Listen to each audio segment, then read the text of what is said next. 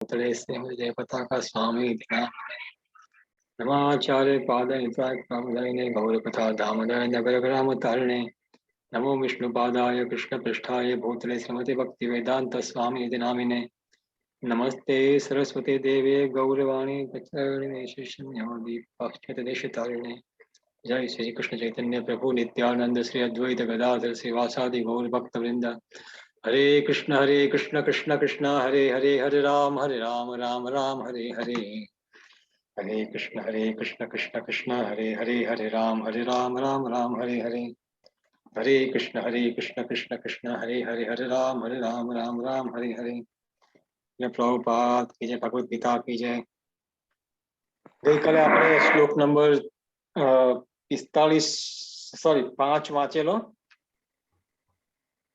એમાં થોડું કંઈ કહેવાનું મારે બાકી હતું પ્રભુપાદજીના હવાર્થમાંથી તો હું વાંચું છું અને પછી વી વિલ ડિસ્કસ ઓકે પ્રભુપાદજી અર્જુનની વાત કરે છે કેવી રીતે ભક્તો પણ ભગવાન સાથે અવતરતા હોય છે એની વાત કરે છે અર્જુન પણ આવા જ એક ભક્ત છે અને આ શ્લોકમાંથી સમજાય છે કે લાખો વર્ષ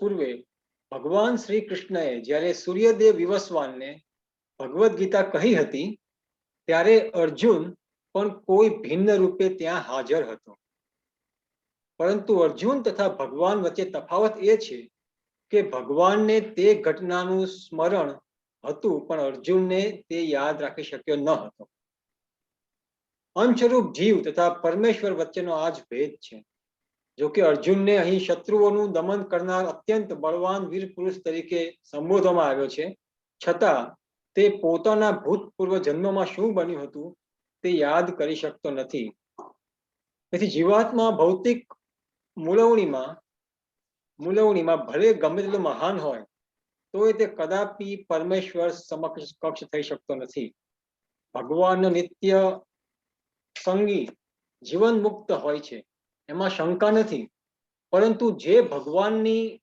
ભગવાનનો સમવડિયો હોઈ શકતો નથી બ્રહ્મ સંહિતામાં ભગવાનને અચ્યુત કહ્યા છે જેનો અર્થ એ છે કે તેઓ ભૌતિક સંપર્કમાં હોય તો પણ તેમને કદી પોતાનું વિસ્મરણ થતું નથી તેથી જીવાત્મા અર્જુન જેવો જીવત મુક્ત હોય તોય ભગવાન અને જીવ કદાપી બધી રીતે એક સમાન થઈ શકતા નથી અર્જુન ભગવત ભક્ત હોવા છતાં તેને કોઈ વખત ભગવાનની પ્રકૃતિનું વિસ્મરણ થાય છે પરંતુ દેવી કૃપાથી ભક્ત ભગવાનની અચ્યુત સ્થિતિને તરત જ સમજી શકે છે એટલે પ્રભુપાદજી wants to make a point કે કેવી રીતે કોઈ પણ જીવાત્મા ગમે તેટલો મહાન હોય એ મુક્તાત્મા પણ હોઈ શકે તો પણ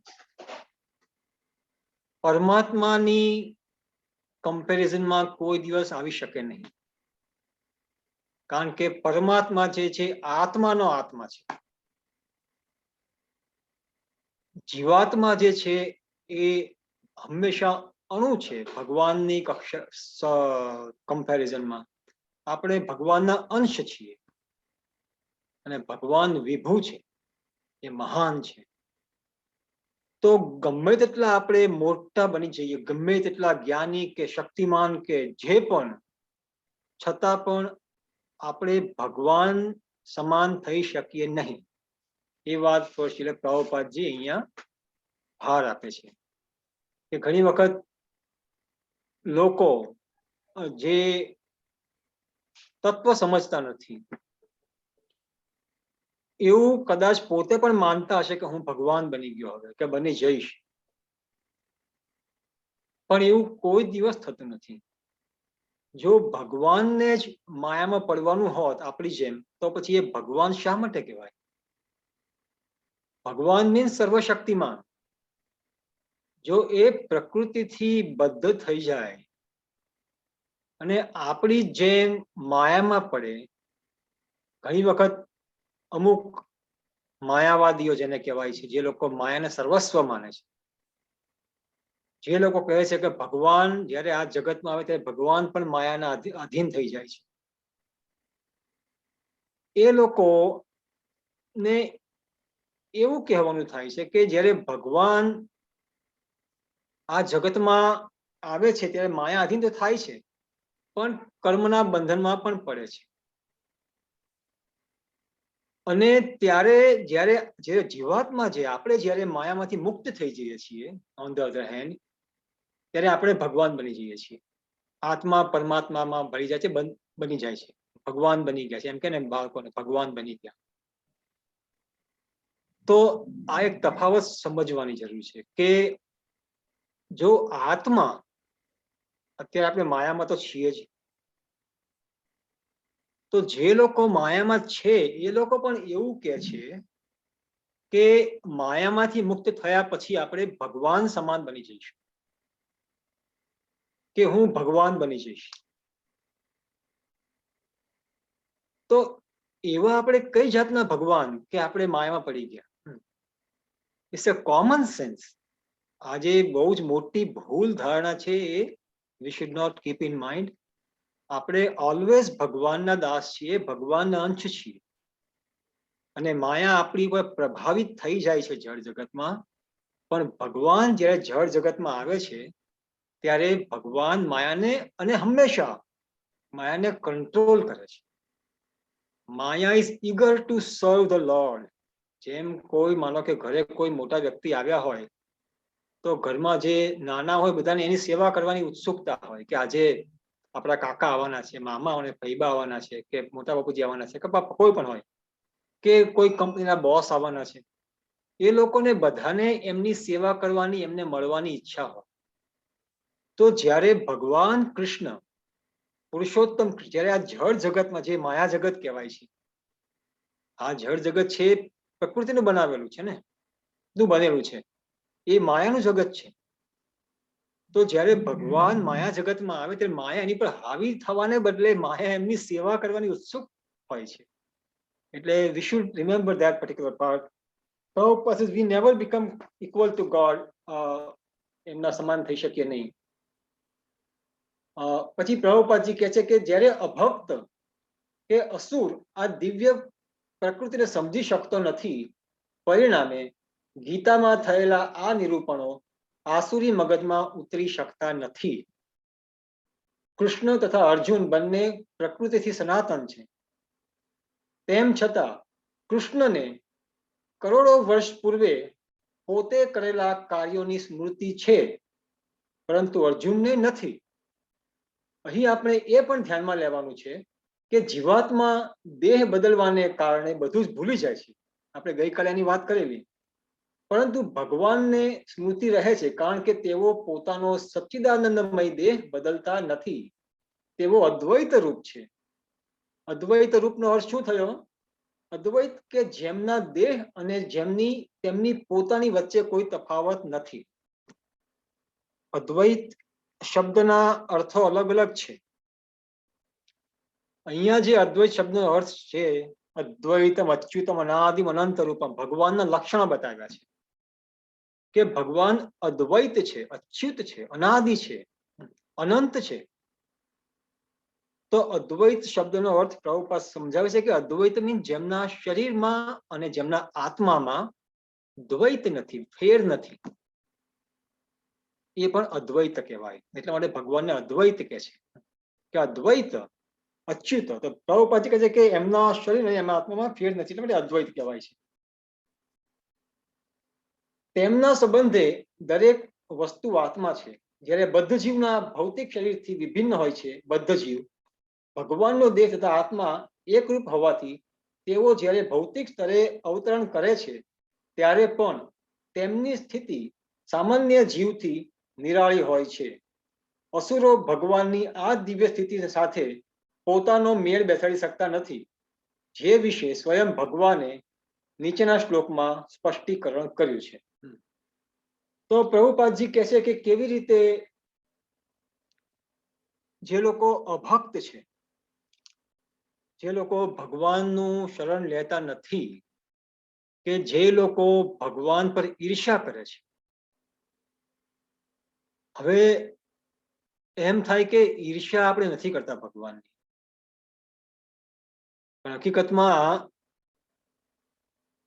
જે ઈચ્છા જે છે આપણામાં, પ્રભુત્વની ઈચ્છા છે, ઈશ્વર ભાવની ઈચ્છા છે કે હું આ કંટ્રોલ કરું, આ વસ્તુને કંટ્રોલ કરું, કુદરતને કંટ્રોલ કરું, નદીઓને કંટ્રોલ કરું, મારા ફેમિલીને કંટ્રોલ કરું, મારી કંપનીને કંટ્રોલ કરું. એ જે કંટ્રોલ ભાવ જે છે એ ઈશ્વર ભાવ છે. એ થોડા અંશમાં ભગવાન પ્રત્યે, ભગવાનની પોઝિશન લેવાની ઈચ્છા જે છે એ ઈર્ષ્યા છે ભગવાનની. એ બહુ સૂક્ષ્મ છે, આપણે સમજી ન શકીએ, પણ એ આપણામાં ઈર્ષ્યા છે. અને એટલા માટે આપણે આ જળ જગતમાં ફસાયેલા છીએ. જ્યારે આત્માઓ ભગવાનનું સંપૂર્ણ શરણ લેશે ત્યારે માયા દેવી એમને આનંદથી મુક્ત કરી દેશે કે જાઓ, હવે તમે ક્વોલિફાઈડ ટુ બી લિબરેટેડ, મોક્ષના અધિકારી બની જશો.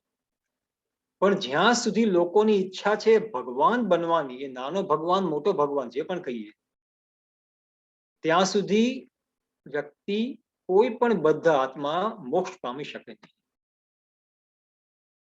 આજકાલના જે શું કહેવાય, ઇન્ડસ્ટ્રીયલ ડેવલપમેન્ટ, જે ટેકનોલોજીકલ ડેવલપમેન્ટ ચાલે છે, એ લોકોની શું ઈચ્છા છે, શું બોલે છે, કુદરતને કંટ્રોલ કરવી છે. પેલો એસ્ટ્રોઇડ આવવાનો છે, એસ્ટ્રોઇડને નહીં આવવા માટે, પૃથ્વી પર ન લાગે એટલા માટે નાસા કઈ મોકલશે. ભંગાર વાતો છે. એસ્ટ્રોઇડ કોઈ દિવસ પૃથ્વીને, you can take it four granted, કોઈ દિવસ પૃથ્વીને મારીને પૃથ્વીનો નાશ નહીં કરે. પૃથ્વીની લાઈફ જે છે એ બહુ જ ભયંકર લાંબી છે. અહીંયા મનુષ્યો, મનુ જે જાતે આવેલા, મનુ આખી મનુષ્યની રચના થઈ, એ યુગોને યુગો ચાલ્યા જ કરશે. એટલે આ વાહિયાત વાતોથી લોકોને ખાલી પ્રભાવિત કરવાની જે ઈચ્છા છે, ઈશ્વર ભાવની ઈચ્છા છે કે હું લોકોને સમજાવું કે અમે કેવી રીતે બહારના ગ્રહોને પણ કંટ્રોલ કરી શકીએ. એ સેમ ટેન્ડન્સી, આસુરિક ભાવ, આસુરિક ભાવનો આ જે લક્ષણ છે કે બધું ભગવાનના જે કાર્યો છે, ભગવાનની શક્તિ જે કાર્યો કરી રહી છે, નદીઓનું વહેવું, વાદળોનું વરસવું, સૂર્યનો પ્રકાશ આવવો, આ બધી જે ક્રિયાઓ જે ભગવાનના દૂતો કરી રહ્યા છે, દેવતાઓ કરી રહ્યા છે, પણ મનુષ્યોની આસુરિક પ્રવૃત્તિને કારણે એ લોકો એ સ્થાન લેવા માંગે છે. અહીંયા પણ આપણે અહીંયા જ રહીએ છીએ, અને જો એ ઈચ્છા અહીંયા રહેવાની હોય તો પછી વધારે દબાય છે. એટલા માટે ભગવાન કહે છે, કૃષ્ણ આવતા શ્લોકોમાં, કે કેવી રીતે જે લોકો ભગવાનના ઈર્ષ્યાળુ છે એ લોકો નીચા અને નીચા જયા જ કરે છે, નરક અવસ્થામાં ઊંડા ને ઊંડા ઉતરી રહ્યા છે. એ લોકો જશે, કારણ કે માયા શક્તિ એમને ચોક્કસપણે પનિશમેન્ટ આપશે. આપણે પછીનો શ્લોક વાંચીએ અને પછી મમતાબેન એનું ભાષાંતર વાંચશે. શ્લોક number 4.6. It's a beautiful verse. અજોપી સન મયાત્મા ભૂતાનામીશ્વરોપી સન પ્રકૃતિમ સ્વામધિષ્ઠાય સ્વંભવામિ આત્મમાયયા. અનુવાદ. જો કે હું અજન્મા છું અને મારો દિવ્ય દેહ કદી નાશ પામતો નથી, તથા હું સર્વ જીવોનો સ્વામી છું, છતાં હું દરેક યુગમાં મારા દિવ્ય મૂળ રૂપમાં પ્રગટ થાઉં છું. હરે કૃષ્ણ. Thank you મમતાબેન. તો ગયા શ્લોકમાં ભગવાન કૃષ્ણએ કીધું કે મારા અને તારા ઘણા જન્મ થઈ ગયા. બહુની મેં અતિતાની જન્માની તવ ચ અર્જુન. પણ હવે કહે છે કે હું અજન્મા છું. એટલે આપણને એમ થઈ શકે કે ભગવાને હજુ હમણાં જ કીધું કે મારા ઘણા જન્મો થઈ ગયા, હવે કહે છે અજન્મા છું. આવા જે શ્લોકો છે એને અર્થ સમજવા માટે આચાર્યોએ ઘણું ઊંડાણમાં વાતો કરેલી છે. કેવી રીતે ભગવાનને સમજવા, ભગવાનની ભાષા, ભગવાનનો જન્મ, ભગવાનના કર્મ કેવી રીતે સમજી શકાય, એ આચાર્યોએ ઘણી ઇન ડેપ્થ સમજાવેલું છે. શ્રીલ પ્રભુપાદજીએ એમની વિશિષ્ટ ભાષામાં બધા જ અર્થોનું જે સાર જે છે એ ખૂબ જ સરળ ભાષામાં આપણને સમજાવેલું છે. એક વાત એમ છે કે ભગવાનનો જે જન્મ જે છે, ભગવાન કહે છે હું અજન્મા છું, તો પછી જન્મ થાય છે તેમાં શું ફેર છે? આપણે ગયા શ્લોકમાં ગઈકાલે વાત કરેલી, કદાચ આ શ્લોકમાં પણ શ્રી પ્રભુપાદજી સમજાવે છે, આપણે વાંચીશું કે ભગવાનનો જન્મ જે છે એ કેવી રીતે આપણા જન્મથી અલગ છે. જન્મ શબ્દની આપણી ધારણા જે છે એ જુદી છે. ભગવાન અવતરે છે અને ભગવાન જન્મ પણ લઈ શકે છે આપણી છે. ભગવાન ઈચ્છે તો બધું કરી શકે, આપણે ગઈકાલે વાત કરી. પણ ભગવાન કૃષ્ણ અહીંયા કહે છે કે તારો જન્મ અને મારો જન્મ એમાં ફેર શું છે કે મનુષ્યનો જન્મ જે થાય છે કે બીજા કોઈ પણ પશુ પક્ષીનો જન્મ થાય છે એ પ્રકૃતિના બંધનને કારણે થાય છે. ભગવાન જન્મ લે છે એ પોતાની ઈચ્છાથી લે છે. કોઈનો કોઈના ઘરે જન્મ થયો એમના પાપ કે પુણ્યના બંધનના કારણે થયો છે. ભગવાન જ્યારે દેવકીના ઘરે જન્મ લે કે પછી માં કૌશલ્યના ઘરે જન્મ લે, એ જન્મ ભગવાનની ઈચ્છાથી થાય છે. ભક્તોએ વરદાન માંગેલા ભગવાન પાસે, દેવકી કૌશલ્યા જે પણ, કે તમે મારા પુત્ર બનીને આવજો. આપણે એ વાતો સાંભળેલી છે, બરાબર છે. અને ભગવાને એમને વચન આપેલું કે હું આવીશ. તો એ વચનને પાળવા માટે, ભક્તોની ખુશી માટે અને બીજા અનેક કારણો આપણે પછીના શ્લોકમાં જ જોઈશું, જે વર્લ્ડ ફેમસ શ્લોક છે, યદા યદા હિ ધર્મસ્ય ગ્લાનિર્ભવતિ ભારત. આ બધા કારણો ને પૂર્ણ કરવા માટે, બધા જ આશય ભગવાનના છે એને પૂર્ણ કરવા માટે ભગવાન પોતાની ઈચ્છાથી પોતાની માયા દ્વારા સંભવામી આત્મમાયા, ભગવાન કૃષ્ણ કહે છે ગીતા આ શ્લોકમાં, સંભવામી આત્મમાયા, મારી પોતાની માયા દ્વારા હું અવતરું છું. ભગવાન કૃષ્ણ એમનું શરીર દિવ્ય છે, આપણે સાંભળ્યું. મનુષ્યનું શરીર કોઈ કહી શકે કે ભાઈ ભગવાન જન્મ લે છે પછી હું અજન્મા છું, તો એમાં મોટી નવાઈ ક્યાં છે? આત્મા પણ અજન્મા છે. આપણે આત્મા છીએ, આપણે જાણીએ છીએ આપણે અજન્મા છીએ ને. આત્મા અમર છે, અજર છે. આપણે જે બીજા અધ્યાયમાં સાંભળ્યું કે શોષાતો નથી, સળગતો નથી, કે જે પણ આત્માના જે ગુણો સાંભળ્યા, શું કહેવાય, સિમિલર ટુ ભગવાન ક્વોલિટેટિવલી. અજન્મા છે, દ્વૈત છે, એ અનંત છે, અલગ અલગ રીતે આપણે સાંભળે આત્માના ગુણો. તો આત્મા પણ અજન્મા છે, આત્મા પણ અવિનાશી છે, અજ છે. અહીંયા જે ભગવાન કહે છે અજ, અજ આપણે શબ્દ ભગવાને વાપરે છે શ્લોકમાં. આત્મા અજ છે, આત્મા અમર છે, અને આત્મા જન્મ લે છે, આપણે જન્મ લઈએ છીએ.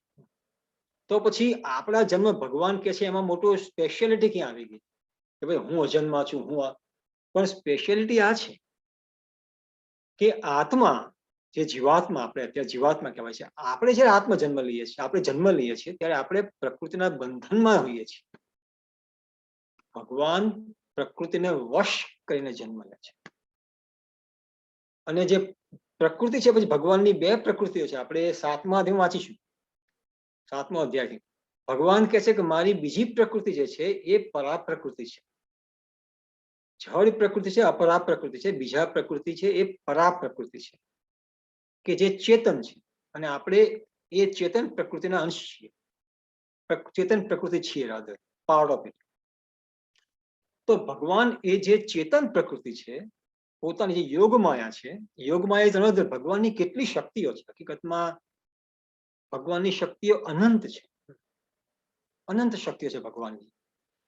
જે યોગ માયા છે ભગવાનની, એ યોગ માયા દ્વારા ભગવાન પોતાને કવર રાખે છે, પોતાને નાહમ પ્રકાશ સર્વસ્ય યોગ માયા સમાવૃતઃ. એ યોગ માયાને સાથે લઈને ભગવાન આ પૃથ્વી પર અવતરે છે, જગતમાં આવે છે. એટલા માટે ભગવાનનો જન્મ અને આપણો જન્મ જુદો છે. ભગવાન કે છે મારું શરીર અજર છે, ઇનડિસ્ટ્રક્ટિબલ, કે જે નાશ થતો નથી. અને એટલે આપણે ગઈકાલે સાંભળ્યું, એટલા માટે જ પ્રભુપાદજી પણ લખે છે, આમાં પણ લખે છે તાત્પર્યમાં, ભાવાર્થમાં, કે ભગવાનનું શરીર બદલાતું નથી. જ્યારે જીવાત્મા શરીર લે છે એ શરીર બદલાયા કરે છે, પણ ભગવાનનું શરીર બદલાતું નથી. જ્યારે ભગવાન બાળ સ્વરૂપમાં લીલા કરે છે, એ મોટા થાય છે. શિશુ અવસ્થામાં હતા, પૂતનાનો વધ કર્યો, શકટાસુરનો વધ કર્યો, અલગ અલગ રાક્ષસનો વધ કર્યો શિશુ અવસ્થામાં. જ્યારે બહાર નીકળ્યા ત્યારે જેલના દરવાજા ખુલી ગયા. જન્મ થતા જ એમણે ભગવાનનું ચતુર્ભુજ સ્વરૂપ દેખાડ્યું, વિષ્ણુ સ્વરૂપ દેખાડ્યું પોતાનું.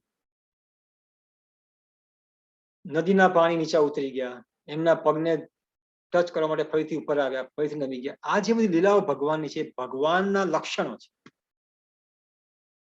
ભગવાન કૃષ્ણ એ સર્વ સમય પૂર્ણ પુરુષોત્તમ છે. એ કોઈ દિવસ ભગવાન બનતા નથી. ઘણી વખત લોકો એમ કે એ ફલાણો ભગવાન બની જશે એટલું તપ કર્યા પછી, કે ફલાણા ભગવાન બની ગયા તપ કર્યા પછી, કે ધ્યાન કર્યા પછી, કે નામ કર્યા પછી. કોઈ ભગવાન બનતું નથી. ભગવાન છે અને ભગવાન એમ જ ને એમ જ છે. કોઈ ભગવાન સમાન નથી. અસમ ઉર્ધ્વ ભગવાનનું બીજું નામ છે, કે ભગવાનની સમાન કોઈ નથી. વેદિક નોલેજ ઇઝ સો પરફેક્ટ. એમના શબ્દોમાં એટલો સચોટતા રહેલી છે, વૈદિક શબ્દોમાં. ભગવાનનું નામ છે અસમ ઉર્ધ્વ, કે ભગવાનની સમાન કોઈ નથી. તો હવે બીજું કોઈ એમ કહી શકે, અચ્છા તો ભગવાનથી વધારે હોઈ શકે, એટલા માટે ઉર્ધ્વ. Immediately next word, next line, next word, કે એમના સમાન કોઈ નથી અને એમનાથી ઉપર પણ નથી, એને ભગવાન. તો ભગવાન છે, શરૂઆતથી જ ભગવાન છે. આપણે ખાલી ભગવાનને પહોંચી શકીએ, ભગવાનને પામી શકીએ, ભગવાન બની ન શકીએ. તો આપણા જન્મમાં જે ફોર્સ છે, આપણો જન્મ ફોર્સફુલી ઇમ્પોઝડ ઓન અસ. આપણી ઉપર જન્મ ઇમ્પોઝ કરેલો છે પ્રકૃતિ, આપણે પાપ કર્મોને કારણે કે પુણ્ય કર્મોને કારણે. ભગવાન એવા બંધનમાં નથી. પોતાની આત્મમાયા દ્વારા ભગવાન પ્રગટ થાય છે. અને બીજા જે પોઈન્ટ છે આ શ્લોકમાં, તો પછી નેક્સ્ટ શ્લોક લઈએ. ભગવાન છે is a master of all. ભગવાન છે ખાલી આપણા માસ્ટર નથી, ભગવાન પ્રકૃતિના પણ માસ્ટર છે. એમના જે તાત્પર્ય છે, પ્રભુપાદજી કહે છે, ઇઝ ઓલ્સો વેરી ગુડ તાત્પર્ય. અને એમાંથી મેં અમુક પોઈન્ટ લીધા, બીજા આપણે પોઈન્ટ વાંચી. લાંબો ભાવાર્થ છે, પણ પ્રભુપાદજીના શબ્દો એટલા જોરદાર છે ને, એટલા સચોટ છે. મને ઘણી વખત ખાલી પળપટ જ વાંચી. તો આપણે એ પણ વાંચીએ થોડું. ઓકે.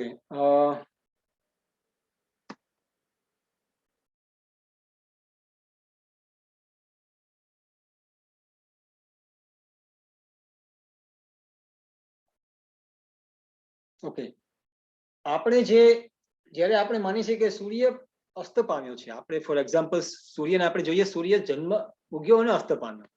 પ્રભુપાદજી એક્ઝામ્પલ આપે છે કે આપણે એ માને કે સૂર્ય ઉદય થયો ને સૂર્ય અસ્ત પામ્યો છે. અને જ્યારે સૂર્ય આપણી દ્રષ્ટિ સામે આવે છે ત્યારે તે સ્થિતિ પર હોય છે અને આપણે માનીએ છીએ. વસ્તુતઃ સૂર્ય સદા તેના નિશ્ચિત સ્થાને હોય છે. એ પરિભ્રમણ, સૂર્ય એમની પોતાની કક્ષા છે, એમાં સૂર્ય દરેક એમને નિયમ પ્રમાણે ચાલ્યા કરે છે. સૂર્ય કઈ આપણી દ્રષ્ટિ પ્રમાણે આવતો કે જતો નથી. સૂર્ય ઓલવેઝ ઇઝ ધેર. ઓકે, પરંતુ આપણી અપૂર્ણ અને ત્રુટિપૂર્ણ ઇન્દ્રિયોને કારણે આપણે સૂર્યને આકાશમાં ઉદય થતો અને અસ્ત થતો માનીએ છીએ. ભગવાનનું પ્રાગટ્ય તથા અપ્રાગટ્ય સામાન્ય જીવથી સર્વથા ભિન્ન હોવાને કારણે એ સ્પષ્ટ થાય છે કે તેઓ સનાતન છે. પોતાની અંતરંગ શક્તિથી આનંદમય તથા ચિન્મય છે અને તેઓ ભૌતિક પ્રકૃતિ દ્વારા કદાપી દૂષિત થતા નથી. આપણે જેમ આવીએ દૂષિત થઈએ છીએ. આપણે કામ, ક્રોધ, મદ, મોહ, માત્સર્ય, જેને ષડરીપુ કહેવાય છે, એ આપણને હેરાન કરે છે, આપણને પકડી રાખેલા છે. આ ષડરીપુએ કામ, ક્રોધ, મદ, મોહ, માત્સર્ય, જે 3 ગુણ છે પ્રકૃતિના, જળ પ્રકૃતિના 3 ગુણો છે, સાત્વિક, રજસિક, તામસ, આપણને પકડી રાખેલા છે. ભગવાન આ ગુણોથી કે આ ષડરીપુઓથી બંધાયેલા નથી. ભગવાન અચ્છા, વેદો પણ સમર્થન કરે છે કે ભગવાન અજન્મ હોવા છતાં અનેકવિધ રૂપોમાં જન્મ લેતા દેખાય છે. વેદોના પૂરક શાસ્ત્રો પણ પુષ્ટિ કરે છે કે ભગવાન ભલે જન્મ લેતા પ્રતીત થાય છે, તેઓ પોતાના દેહનું પરિવર્તન કરતા નથી. શ્રીમદ ભાગવતમમાં તેઓ તેમની માતાની સમક્ષ 4 ભુજાઓ અને સંપૂર્ણ ષડ ઐશ્વર્ય સાથે નારાયણ રૂપે પ્રગટ થાય છે. તેમનું પોતાના સનાતન મૂળ સ્વરૂપમાં પ્રગટ થવું એ તો જીવ પર થયેલી તેમની નિષ્કરણ કૃપા જ છે.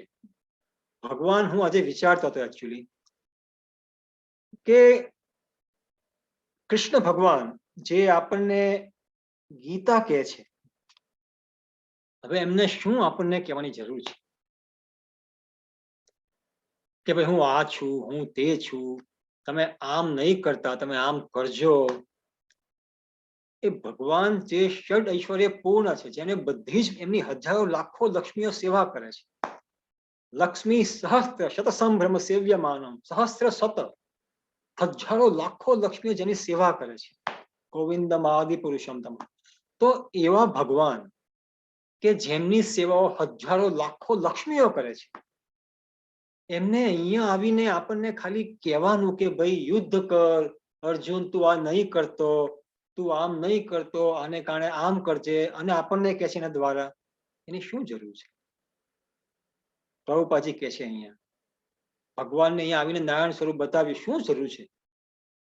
ભગવાનની અકારણીય અહૈતુકી કૃપા છે આપણા ઉપર કે આપણે અહીંયા જે બંધનમાં પડ્યા છીએ અને આપણે જે ભોગવી રહ્યા છીએ એ આપણે સમજી શકતા નથી, એટલા અંધકારમાં છે. જ્યારે બાળક પેટમાં હોય ને, એની પીડા જો આપણે લખીએ ને તો બહુ જ ખરાબ લાગે. નાનકડી કોથળીમાં ભરાયેલું બાળક છે, ચાલી શકતો નથી, પગ, હાથ, મોઢું, નાક, કેવી રીતે શ્વાસ લેવો, કેવી રીતે ખાવું પીવું, બધું પેટની અંદર.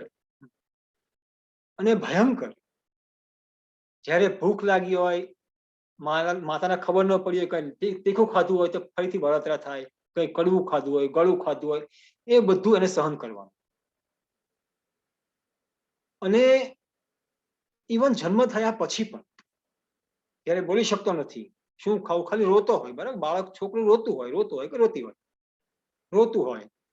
પછી માતા કે આજુબાજુના લોકો એને એ લોકો કલ્પના કરે કે આ શું થતું હશે, કદાચ એને ખાવાની ભૂખ છે, ઓકે, એને ભાઈ કઈ ખવડાવો, ઓકે ભાઈ, એને કઈ તીખું લાગે છે, ગળું આપ, એને ગરમ લાગે છે, ઠંડીમાં આપ, ઠંડી લાગે છે, ગરમ કપડાં પહેરાવ. હવે આ બધી જે આપણે વિચારીએ છીએ પેલા બાળકને શું થાય છે, આપણને હકીકતમાં તો અનુભવથી ખબર છે, પણ હકીકતમાં ખબર નથી. આપણે સમજતા નથી એની તકલીફો શું છે. તો એવું પણ થાય કે એને ભૂખ ન હોય, પેટમાં દુખતું હોય, અને માતા પિતાને ખવડાવતા, કારણ કે બોલી શકતો ન હોય. એવું હોય કે કદાચ ભૂખને કારણે કદાચ રોતો હોય, રોતી હોય, અને માતા પિતા એમ કહે કે બિચારો એને બહુ પેટમાં દુખતું હોય છે, એને પેટની દવા આપે. એટલે આવી તકલીફો બાળકો ભોગવતા હોય છે. અને ગર્ભમાં તો બહુ જ ભયંકર તકલીફ હોય છે. શ્રીમદ ભાગવતમાં લખ્યું છે કે કેવી રીતે ગર્ભમાં બાળક ખૂબ જ પીડા પામતો હોવાને કારણે એ જે બાળક છે એનું એ પીડાઓ એટલી હોય છે કે એને પાછલા જન્મો યાદ આવી જાય છે. એ જો, અને ભગવાનની કૃપા બધા ઉપર છે, એ અસુર હોય કે સુર હોય,